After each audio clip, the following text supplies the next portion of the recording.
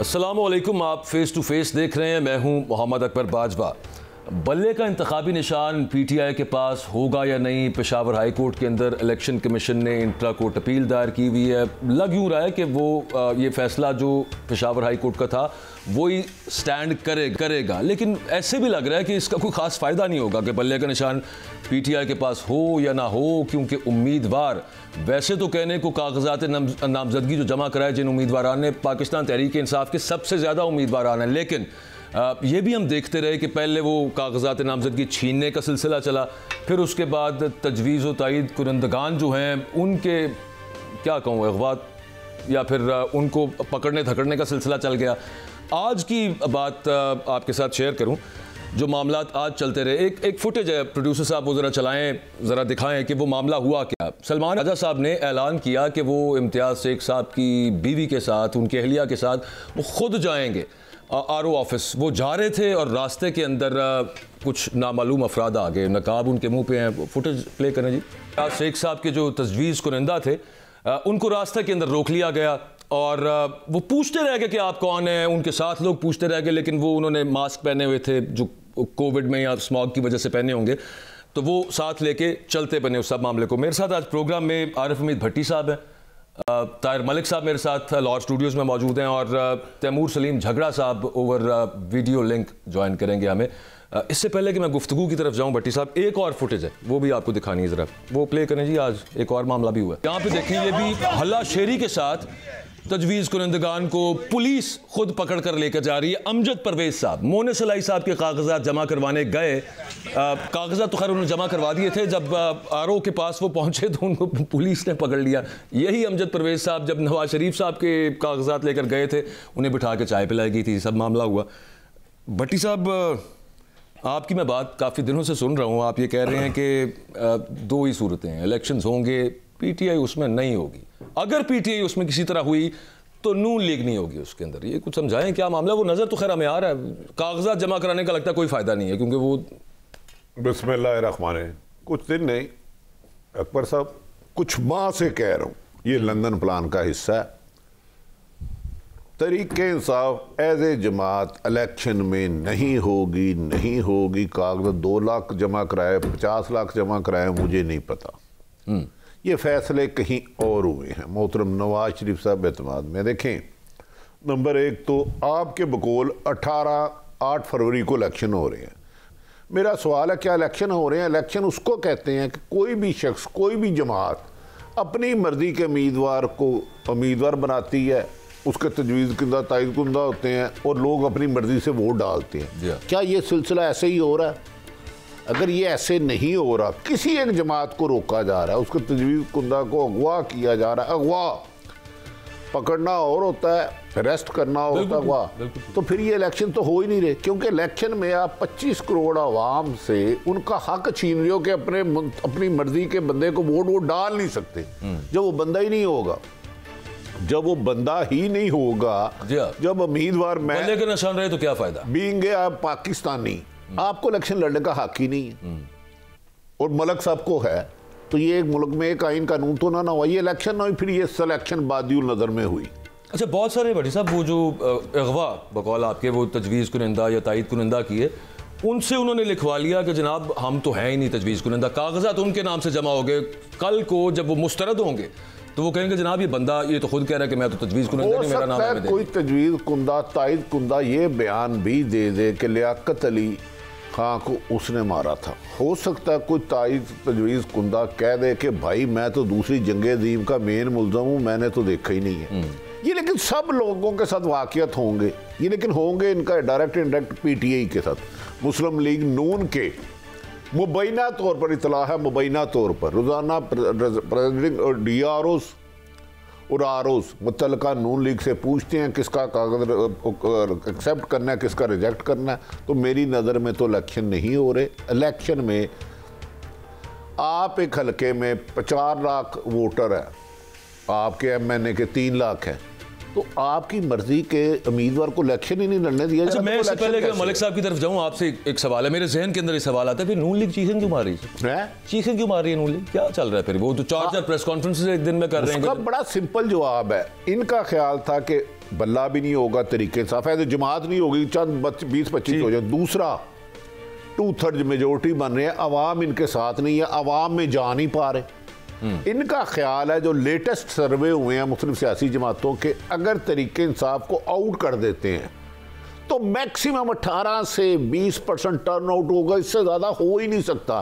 फिर ये खुद ठप्पे डाल के 40-50% टर्न आउट करेंगे। तरीके इंसाफ एज ए जमात रहती है तो ये जो सर्वे बता रहे हैं 70% टर्न आउट आ सकता है। बेवकूफ़ है नून लीग के पास। देखें, इनके रास्ते में सबसे बड़ी रुकावट वोटर है, अवाम है। तरीके इंसाफ के सबसे रास्ते में रुकावट पुलिस है, निगरान हुकूमत है, ROD। इलेक्शन से जैसा आप बता रहे हैं ताहिर मलिक साहब, स्टेबिलिटी तो नहीं आएगी। किस किस्म के अब जो नज़र आ रहा है, जो मामला आगे, जैसे भट्टी साहब कई महीनों से बात कर रहे हैं, बनता जा रहा है सूरत हाल उसी तरह की जिस तरह की हम लोग आवाज़ें उठाते हैं, चीखें मारते हैं, लेकिन स्टेबिलिटी कैसे आएगी इससे पॉलिटिकल? और वो नहीं आएगी तो आप इकोनॉमिक स्टेबिलिटी कैसे अचीव करेंगे? और ये समझ नहीं आता क्या, मतलब इतने ही दिमाग खाली हो चुके हैं। स्टेबिलिटी से क्या मुराद है? तुम्हारा ख्याल है जो 2018 में इलेक्शन हुए थे वो फेयर हुए थे, स्टेबिलिटी के लिए हुए थे? 2018 में ऐसा कुछ हुआ था? बिल्कुल। ये जब कागज़ जमा हो गए तो मुल्क नॉर्मल हो गया था। 2018 में नून लीग को जलसे करने की इजाज़त थी नवाज के साथ। अब जो हो रहा है, इस वो पोजीशन इमरान की थी। सारे इल्जाम ऐसे इतनी आसानी से आप इक्वेट नहीं कर सकते। मैं तो आपसे पूछ रहा हूं ना, मेरी बात तो सुन लो ना।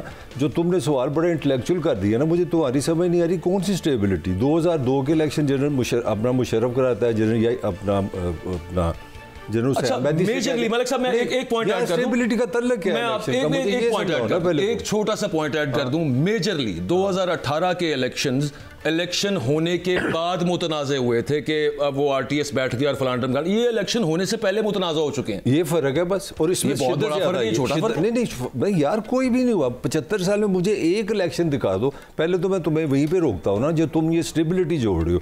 मुझे एक इलेक्शन दिखा दो जिसमें इलेक्शन कमीशन, पाकिस्तान का मीडिया, पाकिस्तान के इदारे, पाकिस्तान के अवाम ने चलो किसी हद तक छोटा सा कंसेंसस हो कि ये एक इलेक्शन हुए हैं और ये हुकूमत बन गई, अब स्टेबिलिटी। हम तो आदि हैं इस चीज़ के। पहले तो ये करेक्शन करो, अब अगला सवाल करो। नहीं, अगला सवाल ये मैं मलिक साहब से मुझे लग रहा है कि ये मलिक साहब को मैं चैलेंज मुख्तदर की तजवीज़ कुनिंदा जो है ना, मलिक साहब जो कह रहे हैं कोई फर्क नहीं पड़ा।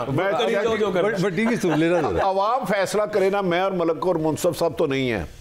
कितने लोगों के कागजात छीने गए थे लाहौर में? 40,000 से ज्यादा पुलिस के छापे मारे गए।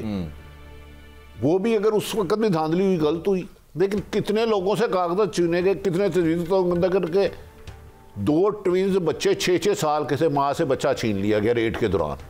यार खुदा का खौफ करो। अगर 2018 में गलत हुआ था मान लिया, 2 में गलत हुआ था, 97 में गलत हुआ था, क्या उस जुल्म को और बढ़ाना है कि कम करना है? कम करना है। और इतना ज्यादा गलत नहीं था हुआ। और इससे 5% नहीं हुआ था भाई, 5%। मैं कह रहा हूं लाहौर में मुझे एक बताएं किस किस के घर छापा पड़ा 2018 में? 18 में एक वो जो पहले तोड़ा गया जनूबी पंजाब, वो फैक्ट है। उसके बाद कितने तजवीज़ कुंदा के कागज छीने गए, कितने लोग अगवा हुए। इस वक्त तो 80% था। आपको पता है मुस्लिम PTI तरीके इंसाफ के जब लिस्ट आएगी 80% लीडरशिप के कागजात मुस्तरद हो चुके होंगे। तो उस वक्त कितने मुस्तरद हुए थे 18 में? वो भी मुझे लिस्ट दे दे। नहीं, वो तो अब खैर बात वही है यार। ये 2-2 4-4 की लड़ाई नहीं, बात ये है जो ये ना आप थोड़ी इजीली बात कर लेने दो ना। इस मुल्क की जो हिस्ट्री है उसको, उस पर मुझको चैलेंज करो ना। यहाँ पे जो निज़ाम है, जिसके पास ताकत है, उसकी ख्वाहिश के मुताबिक सारे इलेक्शन हुए हैं। हाँ, ये उनको मशवरा शायद आप देते नहीं, ये ज़रूर है। इस पर मैं एग्री करता हूँ कि NA छतरोल कभी हमने देखा, इस लेवल पर नहीं हमने देखा। मुझे भी पहले 2018 में समझ नहीं आई थी कि ये जनूबी महाज कैसे बन गया बैठे पड़े। मुझे भी समझ नहीं आई थी कि कराची में क्या ब्यूटी आ गई है कि सारी PTI जीत गई है।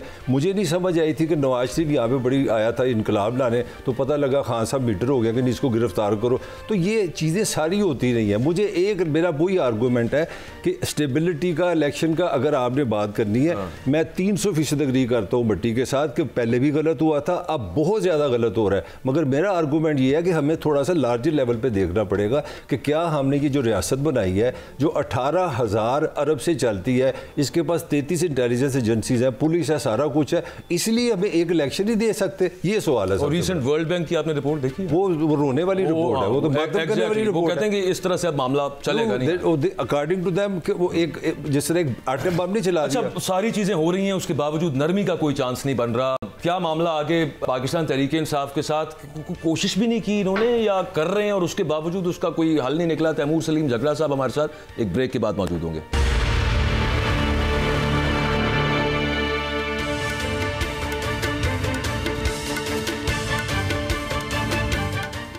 पाकिस्तान तहरीक इंसाफ के लीडर तैमूर सलीम झगड़ा साहब हमारे साथ हैं। थैंक यू सर, आपने वक्त दिया है। जो मामला इस वक्त पाकिस्तान तहरीक इंसाफ के साथ चल रहे हैं, जैसे सुनते आए हैं, बताया जाता है कि मामला आगे और ज़्यादा टाइटन अप होंगे, उसी तरह से होते जा रहे हैं।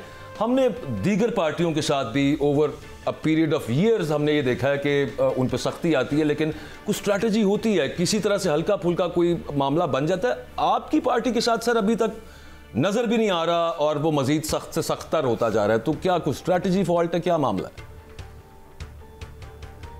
नहीं, मेरे ख्याल में जो आपने तबसरा किया था वो मोस्टली ऑन पॉइंट था। स्ट्रैटेजी तो है ना, अगर स्ट्रैटेजी ना होती तो सख्ती ज्यादा ना होती।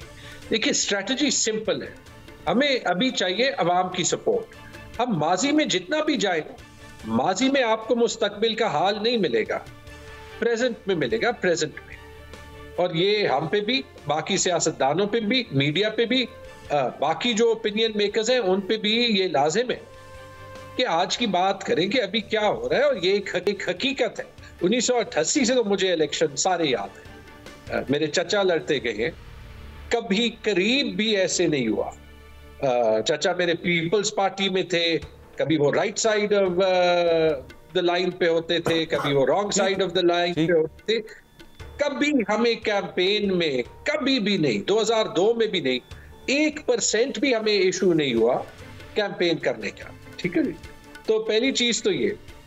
दूसरी चीज जो आपने कहा कि आगे क्या प्लान है, देखिए मैं दो चीजें कहूंगा। ये जो हम तारीखी स्टेबिलिटी की बात कर रहे हैं, तारीख में पाकिस्तान के पास स्पेस था, अभी हमारे पास इकोनॉमिक स्पेस नहीं है। अगर हमें स्टेबिलिटी चाहिए थी तो फिर वोट ऑफ नो कॉन्फिडेंस नहीं करना चाहिए था, या उसके करने के बाद जब वो नताइज नहीं आए तो इलेक्शन जल्दी करने चाहिए थे। और अगर अभी वो नहीं किए तो जो पाकिस्तान के इकोनॉमिक हालात हैं और जो फॉल्ट लाइंस बन रही हैं, या जो बज़ाहिर लग रहा है कि जी पंजाब में बिल्कुल नहीं छोड़ना और खैबर पख्तूनख्वा में कुव्वत ही इतनी ज्यादा है कि उसको रोक नहीं सकते, तो खुदा न खास्ता ये पंजाब वर्सेस केपी की एक फॉल्ट लाइन दोबारा से नहीं खुल जाए। क्योंकि माजरत के साथ झगड़ा साहब, जब आप ये बात करते हैं ना कि हम तो अवाम की ताकत के साथ, तो वो उसका एक मीनिंग यूं लिया जाता है कि जैसे आप किसी रेप्रोशमा की तरफ, आप किसी मुफाहमत की तरफ नहीं जा रहे, आप कह रहे हैं अच्छा फिर असी भी बखानिया करके हम भी करके दिखाते हैं कि अवाम हमारे साथ है। अब फ्रैंकली स्पीकिंग और historically again speaking and realistically speaking होता नहीं है यूं ना। आपको पता ही है कि क्या मामला होते हैं। तो अवाम की ताकत है, बिल्कुल ठीक है, कब मानी गई है पाकिस्तान के अंदर बहुत ज्यादा? दो बातें। पहली चीज तो ये कि अगर मानी गई है या नहीं मानी गई गलत बात है, बिल्कुल है, मानी जानी चाहिए। yes. और मेरे ख्याल में टिपिकल चीज ये है कि जो माजी में इंजीनियरिंग हुई है ना, किसी हद तक उसकी सपोर्ट थी, अभी वो सपोर्ट नहीं बन रही। लेकिन दूसरी चीज ये नहीं कि रिप्रोचमेंट की कोई ख्वाहिश नहीं है। देखिए, खान साहब से किसी ने बात करनी है, खान साहब तो स्टेट के पास ही है, पहली चीज वो बात कर सकते हैं। हमारे तो लीडर्स सारे थक गए कि हम इसी पाकिस्तान का हिस्सा है, हमें ये इजाजत जरूर दी जाए। बड़ा इंपॉर्टेंट पॉइंट है झगड़ा साहब, आपकी इजाजत के साथ इंटरप्ट कर रहा हूँ छोटा सा यहाँ पे। भट्टी साहब, खान साहब से किसी ने बात नहीं की?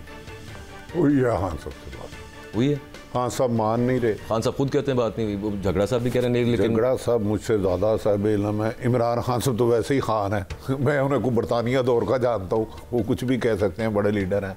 लेकिन मैं अपनी खबर पे कायम हूँ।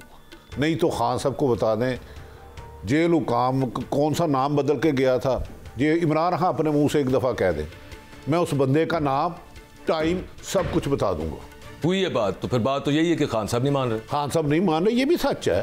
खान साहब ने कहा जी इलेक्शन साफ शफाफ करा दें, मेरे किसी से कोई झगड़ा नहीं है, मैं सिर्फ ये कह रहा हूँ साफ शफाफ इलेक्शन करवा दें। यहाँ खान साहब को बाहर की भी ऑफर हुई है। मेरी बीइंग रिपोर्टर मेरी खबर है, तरदीद करना तैमूर झगड़ा साहब भाई का हमारा हक है, लेकिन मैं हैरान हूँ कि वो मर्द कलंदर, किसी को नामुनासिब लगे सहाफ़ी को ये बात है, लेकिन वो खड़ा है। मादी में अभी बिल्ली गुजरती थी तो नवाज शरीफ कहता था अल्लाह का वास्ता है मैनू जद्दे लै जाओ, वो जद्दे चले जाता था। चूहा गुजरता था तो वो लंदन चले जाते थे, परेडलेट्स ऊपर नीचे होते थे।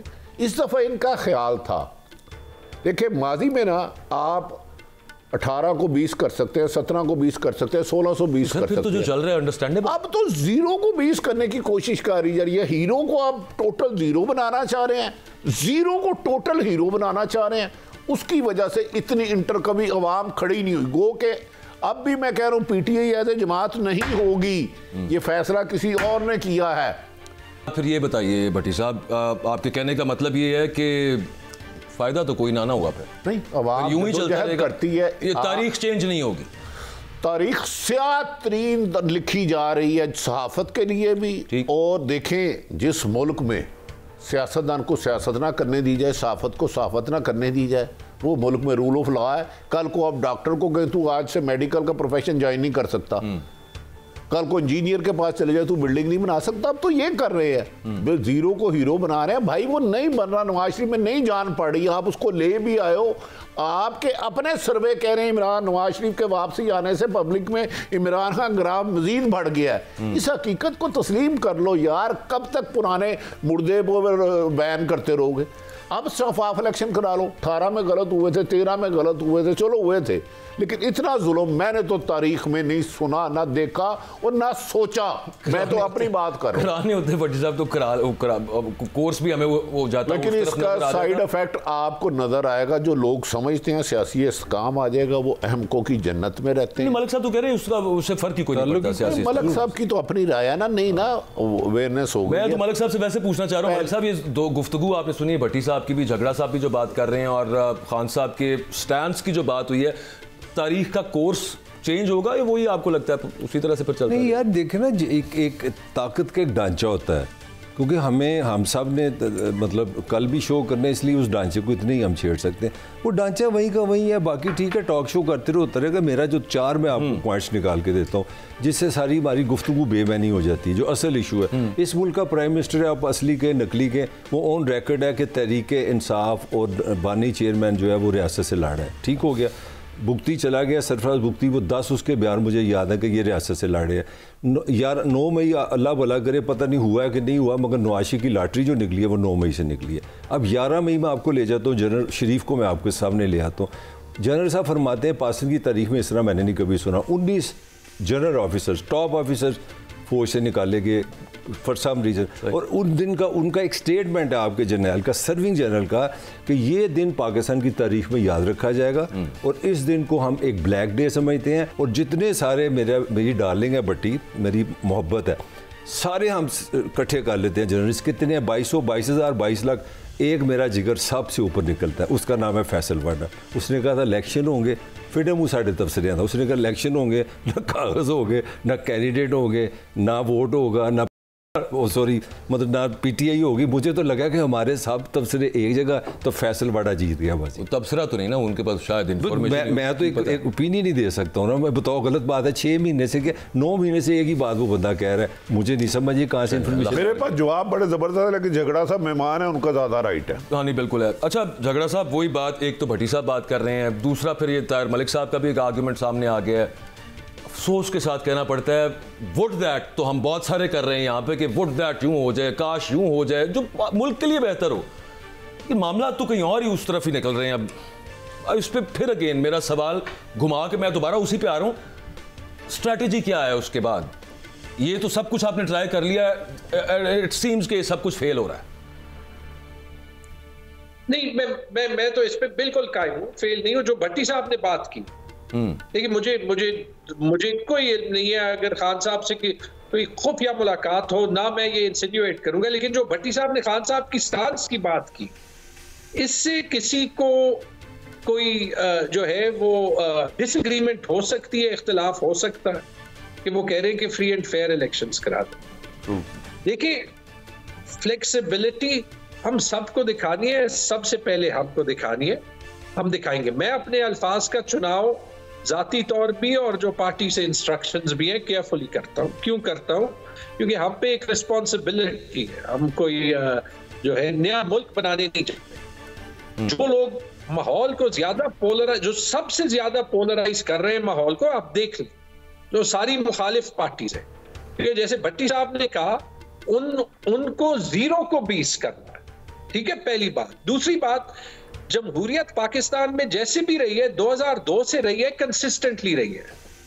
जो पहला बीच में ब्रेक आया वो वोट ऑफ नो कॉन्फिडेंस के बाद ही आया, जब पंजाब और केपी की असेंबलीज डिसॉल्व हुई और इलेक्शंस नहीं हुए। हमारा जो मेरे ख्याल में सिर्फ स्ट्रेटजी की बात नहीं है, कुछ असूल की बात है। और असूल ये कि जो आईन हमने बनाया है, हमें ये एक बार मानना है कि वो आईन और वो कानून है या नहीं है। अगर नहीं है तो हम प्रैग्मेटिकली सब कह सकते हैं कि देखिए, ताकत का चश्मा कहीं और होता है और इसलिए ये सारा कुछ एक साइड पे करते हैं। लेकिन अगर आईन और कानून को हम नहीं मानते तो फिर जो आज हो रहा है वो कल औरों के लिए भी होगा। जो आज हो रहा है वो पहले दुरुस्त कह रहे हैं में हो चुका है। झगड़ा साहब, लेकिन इसका एक पार्ट है, लेकिन ऐसे तरीके में एक बात मैं कह दूं, ऐसे तरीके में कायम रहना कि ये फेंसेस मेंड हो जाए। ये भी हमें तारीख कहती है ये फेंसेस मेंड हो जाते हैं, तो कौन सी बड़ी बात है? हमारी किसी से ना लड़ाई है ना हम लड़ाई चाहते हैं। और ये नहीं हो सकता कि पीटीआई में ये जो हजारों कैंडिडेट्स हैं, इनमें से एक तो कोई होगा जो एंटी स्टेट नहीं होगा ना। अच्छा, मेरा एक वैसे थीसिस है झगड़ा साहब, और वो ये है कि अगर आप आईन और कानून की जो आप बात कर रहे हैं, ये सबसे बड़ा सोशल कॉन्ट्रैक्ट है अवाम पाकिस्तान का रियासत के साथ। इस पे लेटर एंड स्पिरिट में अमल सिर्फ तब होगा जब कम अज कम सियासतदान एक पेज पर होंगे, एक दूसरे की टांगे नहीं खींचेंगे, एक दूसरे के साथ कम अज कम बैठने को तैयार होंगे। As far as my understanding is concern, Imran Khan साहब अभी भी तैयार नहीं है। मेरे ख्याल में ये फ्रेमिंग गलत है। जो हमने बीच में पॉलिटिकल फेयर इलेक्शंस के लिए इनके साथ बैठ जाऊंगा, वरना मैंने इनके साथ नहीं बैठना, चोर डाकू हैं। तो ये तो वो पहला स्टेप है ना। मैं बताता हूं क्यों। हमें मैसेज में से क्या आया? हमें मैसेज में से ये आया है कि चलिए ठीक है, मान लेते हैं पार्टी ने गलतियां भी की है, लेकिन वो ये कि आप अपनी असूल की सियासत छोड़ दें। अगर आप परवेज खटक को या जहांगीर तरीन साहब को ज्वाइन कर लें या किसी और पार्टी को ज्वाइन कर लें या कोई बयान दे दें तो आप ठीक हो जाएंगे। जब हम ये मैसेज देंगे तो फिर सियासत में लोग ही वही आएंगे जिन्होंने पहले अपने इंटरेस्ट्स को प्रोटेक्ट करना है और उन्होंने ये खामखा देखना है कि सूरज किस तरफ से निकल रहा। जब आप चाहते हैं कि सियासतदान एक पैक्ट कर ले, तो फिलहाल आप मुझे असूल पे खड़े होने की इतनी बड़ी कीमत ना अदा करने पड़े। 7 महीने से, बल्कि 3 महीने से तो बेल लेके मैं घर नहीं जा सकता। और आपको पता है, अभी तो कोई इसमें छुपी बात भी नहीं है कि पंजाब के मुकाबले में केपी में हालात बड़े अच्छे हैं रिलेटिवली स्पीकिंग, लेकिन जो हुआ है वो कभी केपी की तारीख में भी नहीं हुआ। अच्छा, मैंने एक ब्रेक लेनी है, ब्रेक से वापस आके इस पॉइंट पे बात करेंगे कि पाकिस्तान मुस्लिम लीग नवाज ने इन पर्टिकुलर और in general Peoples Party JUIFA ने भी जो अदालतों के ऊपर ECP के ऊपर बम्बार्टमेंट शुरू की हुई है, उससे वो क्या निकालना चाहते हैं? क्या ये पब्लिक कंजम्पशन के लिए नहीं है? उनके बयानात जो वो देते हैं वो कहाँ पे सुनाना चाहते हैं और क्या सुनाना चाहते हैं? मामला उस साइड पे क्या चल रहे हैं? और नून लीग बहुत कामयाबी के साथ हमेशा से अदालतों को प्रेशराइज करती आई है, इस दफ़ा क्या मामला हो सकता है? ब्रेक के बाद बात करें।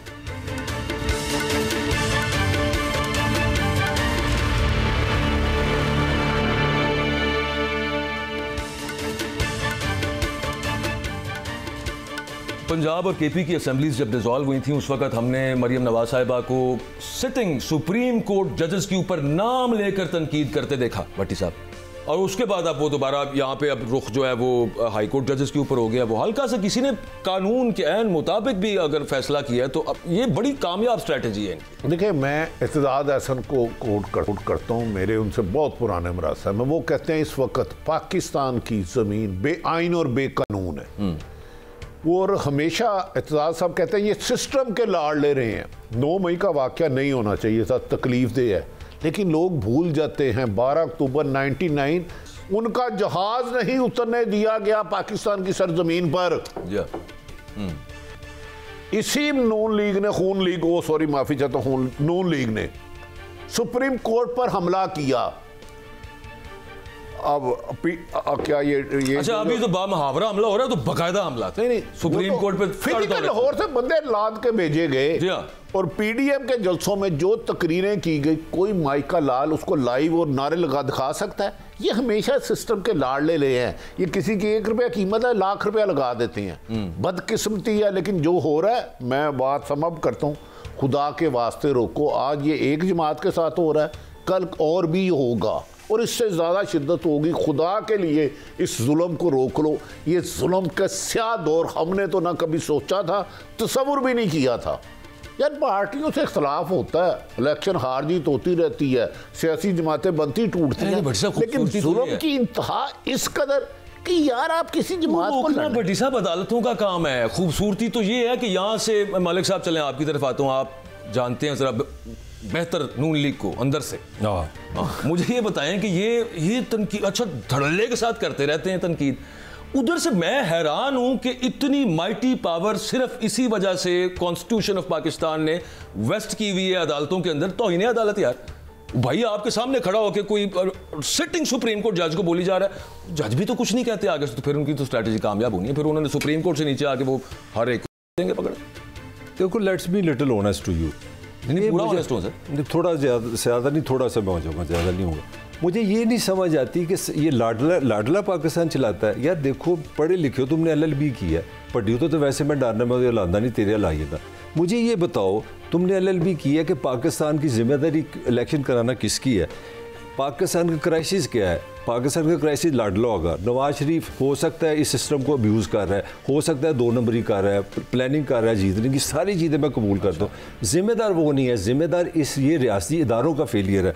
इलेक्शन कमीशन आइनी तौर पर उसका एक ही काम है कि वो इलेक्शन का फर्ज नहीं है। नहीं, मैं साहब उधर ही आने लगा ना, मैं इलेक्शन कमीशन से शुरू करने लगा। पहले तो दुनिया को कोई मुझे मुल्क दिखा दो जहाँ पे निगरान नामी कोई चीज़ हो। पहले तो तुमने ये हमारे टैक्स पेयर पर ज्यादती की है, फिर उसके बाद इलेक्शन कमीशन एक आइनी इंडिपेंडेंट इदारा है। ये जो एग्जेक्टिव है, ये जो कागज छीन रहे हैं, ये मुस्लिम लीग नून के कारकुन है, ये एग्जेक्टिव है।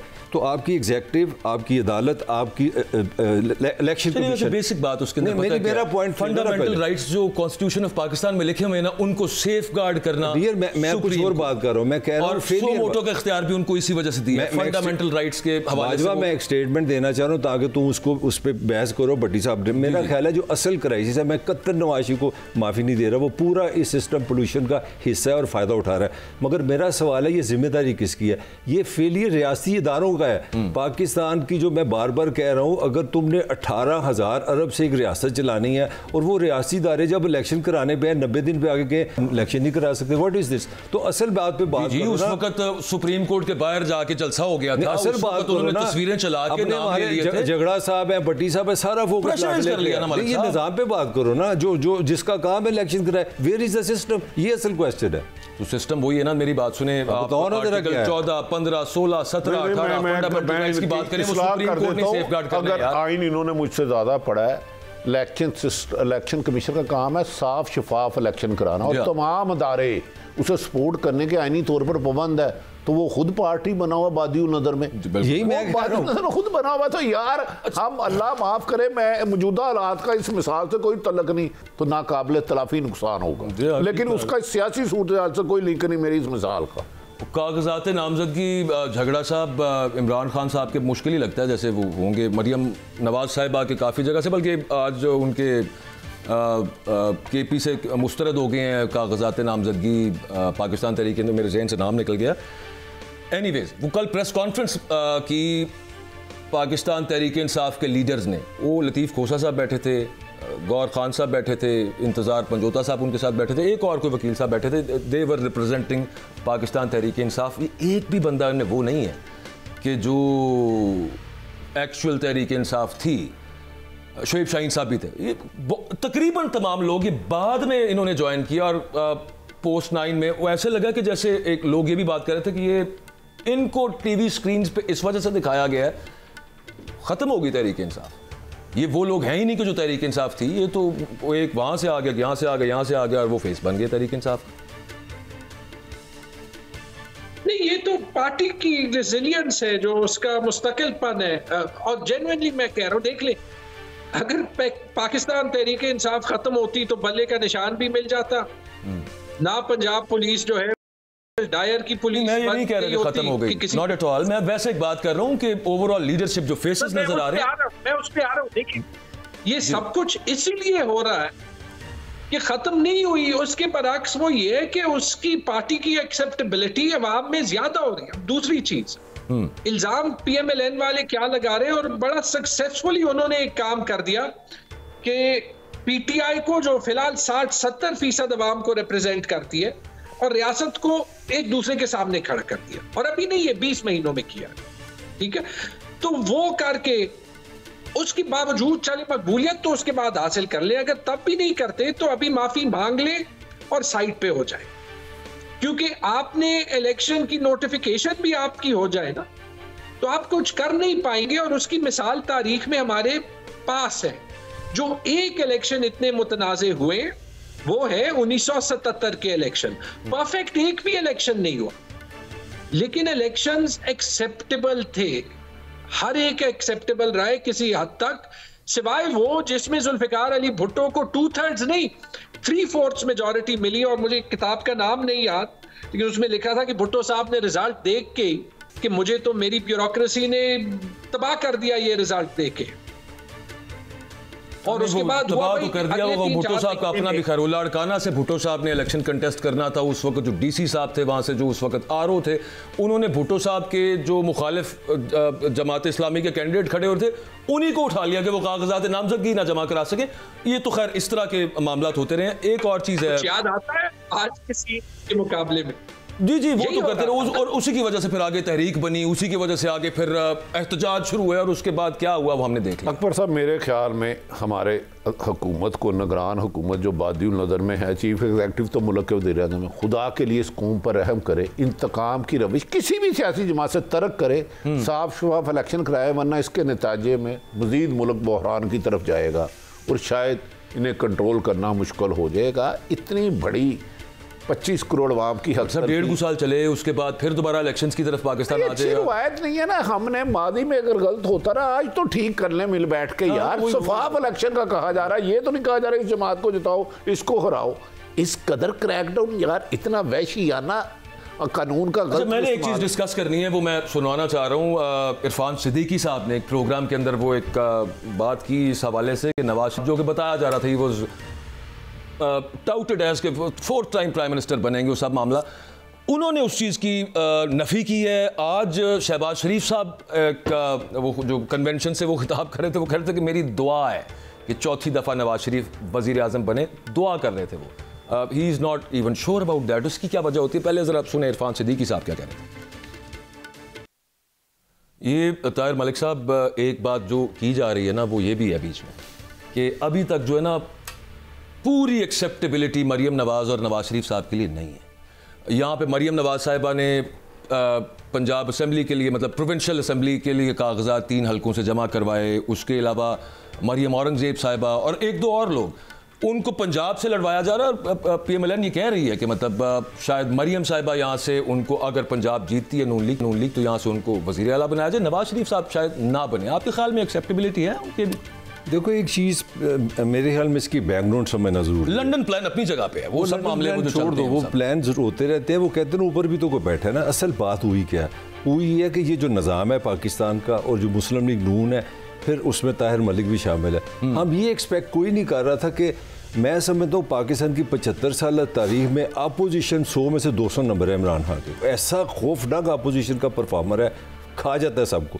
अब सबसे बड़ा मसला ये हो गया कि आप अपनी तरफ से मुर्दा दफना के आए थे, ऐसा घर में, वो मैं जो बार बार कह रहा हूँ, आप हो गए रियासत के आमने सामने। मुझे झगड़ा साहब का बड़ा पॉइंट समझ आया कि इन्होंने जो इंटेलिजेंटली मूव किया है ना पावर गेम में, मैं पॉलिटिकल बानी का पावर गेम ये की, इन्होंने रियासत और पीटीए को आमने सामने करा दी। और खान साहब पता नहीं कॉन्शियसली हुए या अनकॉन्शियसली हुए, तो आराम आगे मियाँ बैठा है कि तू की बनना है, भी तो वज़ीर आला बनना है, वज़ीर, वो तो दफना बैठे थे। ये जो पॉपुलैरिटी है फिनोमिनल आई है, मैं खुद भी एक्सेप्ट करता हूँ, मेरी भी समझ से बाहर है, ये सुपर। अब मियाँ क्या कर रहा है, ये स्ट्रेटजी है अफ्रेड, फियर, कन्फ्यूजन की स्ट्रेटजी है कि इतना करीबी आदमी कह रहा है कि वो वज़ीर-ए-आज़म का कैंडिडेट है, ये भाई दुआएं मांग रहा है, क्योंकि कहीं ना कहीं अब फियर आ गया। फियर क्या आ गया, एक बात मैं यकीन से कह सकता हूँ, जो मर्जी आप कर लें, इस कंडीशन में जो भी इलेक्शन होंगे ना, उसमें नून के लिए बका नहीं है, सुकून नहीं है, अमन नहीं है, ये जीतें ये हारें, आगे मसाइल ही मसाइल है, ये उसके लिए भागने का दौड़ के तो फर्स्ट आ ही जाएंगे। मैं झगड़ा साहब की तरफ जाऊँगा। भट्टी साहब, क्या है ये मामला? इरफान सदीकी मियां साहब अचानक बैक ऑफ कहां से हो गए? तो हमें यही बताते रहेंगे चौथी दफा 1001 बंदा इनका कहता रहा चौथी दफा नवाज शरीफ को वज़ीर-ए-आज़म बनाएंगे, हालांकि वो झूठ कहते हैं। 5 दफा बन चुके हैं, 3 दफा खुद बने। शाहिद हक्कान अब्बासी वज़ीर-ए-आज़म थे तो वो कह रहे थे आज भी मेरा वज़ीर-ए-आज़म नवाज शरीफ है। शहबाज शरीफ वज़ीर-ए-आज़म बने तो लंदन से सारा मुल्क चलाया, 5 दफा बन चुके हैं। लेकिन इस खबर के पीछे इस खबर है, लिहाजा नो कमेंट्स। बड़ी खौफनाक खबर है। इरफान सदीकी साहब इतने सादा नहीं है और इतने बेवकूफ़ भी नहीं है। नहीं कोई मुतालबात जो वहाँ से इनसे मनवाए जा रहे हैं, मान नहीं रहे, कुछ इस तरह का मामला। इस पे मेरा झगड़ा साहब को ले जाए, क्योंकि मैं आगे रेड सेल झगड़ा साहब से मैं PMLN का तो नहीं ना पूछूंगा। झगड़ा साहब से तो मैं सिर्फ ये पूछना चाह रहा हूँ कि झगड़ा साहब अदालतों का, वो जो मैं पहले ताहिर मलिक साहब से आर्ग्यूमेंट कर रहा था कि फंडामेंटल राइट्स जो कॉन्स्टिट्यूशन ने दिए हैं उनको सेफगार्ड अदालतों ने करना है। आपने 2-3 चीजें उसके अंदर तो छुट्टियों पे है ना, ये बात तो ना करें। आजकल विंटर हॉलीडेज चल रही है, जस्टिस साहब छुट्टियों पे, उससे छुट्टियों के बाद बात करें ना, गलत बात कर रहे हैं। वो जब छुट्टियां खत्म होगी फिर चीफ जस्टिस साहब सुप्रीम कोर्ट नहीं होते, सुप्रीम कोर्ट जजेस सुप्रीम कोर्ट। छुट्टियां ज्यादा इंपॉर्टेंट है, फंडामेंटल राइट जब छुट्टियां खत्म होंगी देख लेंगे हम। मेरा 2 को खत्म हो रही है, कब हो रही है पता नहीं कब खत्म हो रही है, अभी वो छुट्टियों पे है तो मैं आपको करेक्ट कर दूंगा, वो भी हो जाएंगी। अच्छा झगड़ा साहब, एक जो ये कहा जाता है कि पाकिस्तान, जैसे मिसाल के तौर पे इमरान खान साहब के कागजात नामजदगी जमा हुए, उसमें पता चला जो तजवीज़ कुरंदा है वो उस हल्के का रहने वाला नहीं है, वो इसकी वजह से मुस्तरद हो सकते हैं। लतीफ़ खोसा साहब के कागजात for the very same reason. अच्छा, यहाँ पे नज़र क्या आता है यार, ये बेवकूफ़ी सी हो गई ना, मतलब ये पता नहीं जान के किया या हो गया। दूसरी तरफ वो कहा जाता है कि सुप्रीम कोर्ट से आप जाते क्यों नहीं है, बाकायदा आपकी जो लीगल टीम है वो जाके जैसे मामला पहले उठाया था ROs और DROs का, कि एक लिस्ट बनाएं, उसमें आप नॉमिनेट करें कि ये लोग हैं, बजाय इसके कि ब्लैंकेट इल्ज़ाम लगा दें। इसी तरह से जहाँ जहाँ पे इंसानी हुकूक की, बुनियादी हुकूक की पामालियाँ हो रही हैं, सुप्रीम कोर्ट में पाकिस्तान तहरीक इंसाफ की लीगल टीम को प्रॉपर तरीके के साथ वो पेश करना चाहिए। कहा जाता है कि वो पेश करने में या उनके सामने अपना केस प्रेजेंट एक बेहतर अंदाज में करने में नाकाम रहे। 3 चीजें। एक तो आपने जो आज की वाकयात का जिक्र किया, देखिए तकरीबन हर दूसरे तीसरे मिनट बाद आ रहा है। अभी आया है अली मोहम्मद खान के कागजात जो है वो मुस्तरद हो गए, शाह महमूद कुरैशी उनके दोनों बच्चों के कागजात जो है वो मुस्तरद हो गए। मुझे ये बता दें, उनकी जो बेटी थी वो तो एक्टिव पॉलिटिक्स में नहीं थी ना। अब तो हम ये कह रहे हैं कि आपका कोई वास्ता इसके साथ है, PTI के साथ है, तो आप नहीं खड़े हो सकते। जुल्फी बुखारी के कागजात मुस्तरद हो गए या हो रहे हैं। मोहम्मद इलाही साहब के खानदान को फिर से रोका गया है। सलमान अकरम राजा साहब की वीडियो है। आज सुबह पेशावर में पेशावर की आधी पुलिस फोर्स, यहाँ हर दूसरे तीसरे दिन कुछ होता है, आधी पुलिस फोर्स PTI का इस्तकबाल कर रही है ROs के ऑफिस के बाहर, फूल उनके हाथ में नहीं है। मतलब हर जगह। झगड़ा साहब, आप ये कहना चाह रहे हैं कि ये खुद भी तो नजर आ रहा है अदालतों को, आप ये कहना चाह रहे हैं? नहीं मैं ये नहीं, पहली बात तो मैं ये कह रहा हूँ, ये कोई मसला नहीं है। नहीं, मैं ये कह रहा हूँ, देखिए मेरे ख्याल में हमारे अदालती निजाम ने तारीखी तौर पे ये सच है कि पावर और अदालत एक साइड पे रही है। वही अदालतें थी जिन्होंने मुशर्रफ को 3.5 साल दे दिए थे कि आप आइन के साथ जो करना चाहते हैं वो कर लें। कि हो सकता है सारी जुडिशरी नहीं, लेकिन जुडिशरी में बहुत से लोग जो है वो खड़े हुए। ये हसन औरंगजेब साहब की बात ले ले, इनका बहुत बड़े खानदान से ताल्लुक। आप मुतमईन हैं जुडिशरी के रोल से? आप मुतमईन काम कर रहे हैं? हर हम इस्लामाबाद हाई कोर्ट में जो खान साहब के साथ हो रहा है कंट्रास्ट करें जो नवाज शरीफ के साथ हो रहा है, कैसे मुतमईन हो उसकी तनकीद भी करनी है। लेकिन हमें अदालती निजाम को, जैसे हम कहते हैं कि 9 मई को एक सिंबलिज्म थी कि जब स्टेट के इंस्टीट्यूशंस पे आग लगती है तो वो अच्छा नहीं है और ये हमें मानना पड़ेगा। इसकी मजम्मत इसलिए हम सब करते हैं। बेसिक मोस्ट डिमांड खान साहब की थी कि एक जुडिशियल इंक्वायरी करवा ली जाए। चलें खैर, अब मामला तो आपके सामने है। एनीवेज गुड टू, उम्मीद तो सबको रखनी चाहिए सर, लेकिन मामला पर हम सबके सामने ये, मैं ना झगड़ा साहब very sorry, time actually programme का ख़त्म हो गया। Thank you very much Bhatti साहब, मलिक साहब, झगड़ा साहब, बहुत शुक्रिया, आपने वक्त दिया। इंशाल्लाह बात होती है। अल्लाह हाफ़िज़।